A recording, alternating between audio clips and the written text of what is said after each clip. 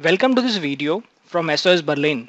Goal of this video is to give you a brief overview of job scheduler support options and how to best create a change request support ticket. So let's go ahead and see all the available support options from SOS Berlin. There are two broad categories of support option. First is the ongoing support and second is the long-term support. Under the ongoing support options, we cover the standard support and 24/7 support. Standard support covers for, for job scheduler and JADE, which includes software maintenance, defect support, and new releases.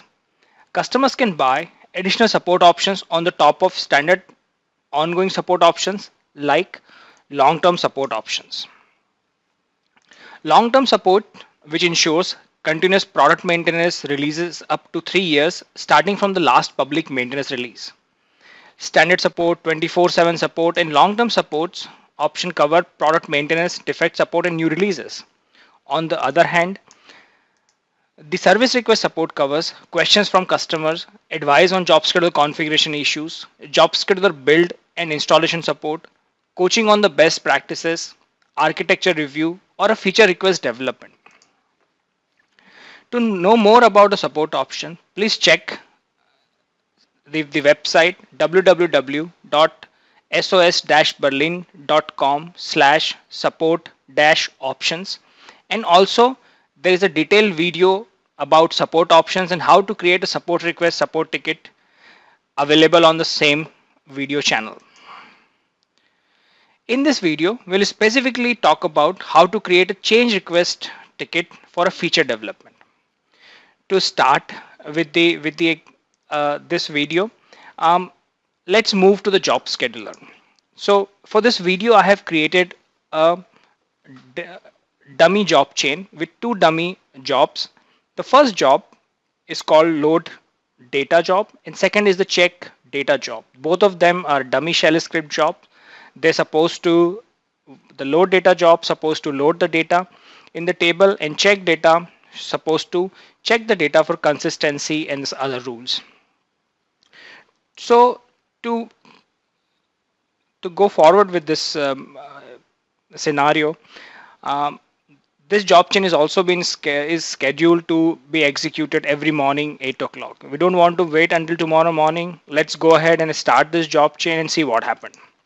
So if I start this job chain manually, as you see, I can also see here that order is running now. It started. It will take some couple of seconds before it finished. So now I see the job chain is already ended successfully. I see it took almost 10 seconds. So let's go ahead and see the log, the order history log. So before we analyze the log, I want to clear one thing that I expected an error in this use case or the scenario, because the two required shell scripts, load data.sh and check data.sh scripts, are not available on the server. So from starting, I actually expected an error.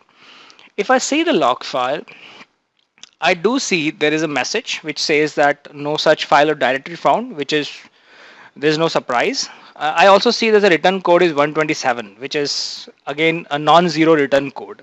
So this is all expected. But what I wanted to show in this particular scenario is that the error is expected, the return code is expected. But what I see here is that for this particular error message, I see there's an info tag from job scheduler log. To me, it looks something counterintuitive or which is not obvious. Ideally, it should have had a tag, maybe warning or an error, because this particular message is coming from the shell script from the shell job, and shell job, when those kind of errors occurred in an execution, the messages are written into standard error channel, and though that standard error channel is read by job scheduler, and then messages are printed here in the log. So this is something which is not obvious to me. So let's go ahead and see if there's a configuration or some kind of a setting available to change this behavior from job scheduler. So in all these scenarios, when you want to find something or or you want to check some configuration, or you want to make sure that there is like a documented feature or a setting in the job scheduler, the best place or the to look into into JobSkid documentation or product knowledge base. So let's go ahead and check the job scheduler's product knowledge base. So you can access the job scheduler product knowledge base from kb.sos-berlin.com. The knowledge base is the one stop platform or one stop place for all the relevant information about job scheduler and JADE. You can see here there is a navigation pane. You will see features under development, features are deprecated, discussed. You can find a lot of examples, samples, and everything. So for our scenario, from our purpose, I'll go ahead and do a keyword search. So I'm looking for something like job scheduler error, or I would say STD error message. So if I search for these two keywords, the search will return some couple of articles from the knowledge base. If I just go through this list of articles, I don't see anything which matches with my requirement. I don't see any kind of reference for a setting or some kind of example. So I think this is this particular feature to change the STDR channel messages from info to warning or error. It is not documented. It's not at least available here. In this case, the next logical option is to check if this feature, this particular scenario, is already been considered as a new feature, or it has been logged as a bug, or it's been discussed as a future development. So to the best place to check this kind of information is the change management system, or from SOS Berlin. You can access the SOS Berlin's change management system from change.sosberlin.com.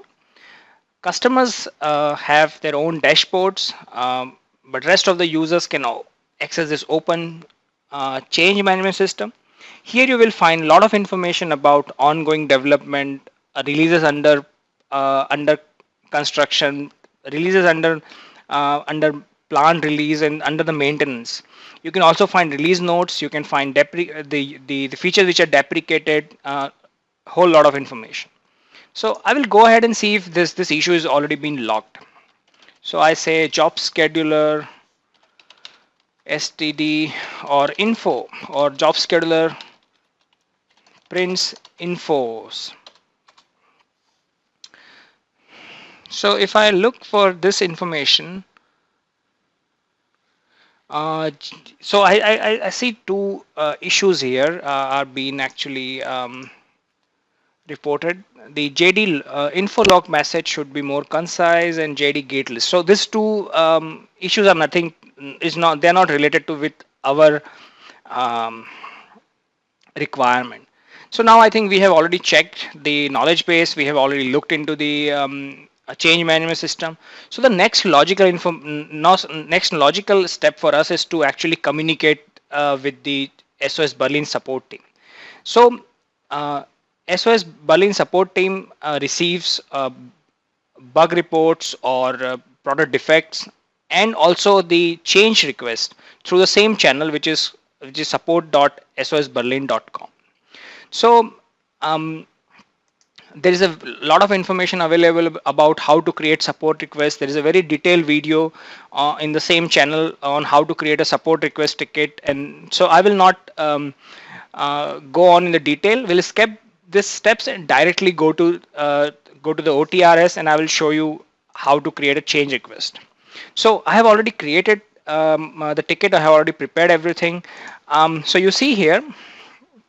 So the primary difference between a service request support or a change request support or a bug is basically this type of the ticket. So for this particular scenario, I will go ahead and choose change request because it's a change request. It's always a standard support because there's no production standstill. There is no urgency actually. It's something which is a kind of a feature which is missing. Of course, you have to select the appropriate service. If it's a job scheduler, it's also in the which component of the job scheduler is actually having this problem.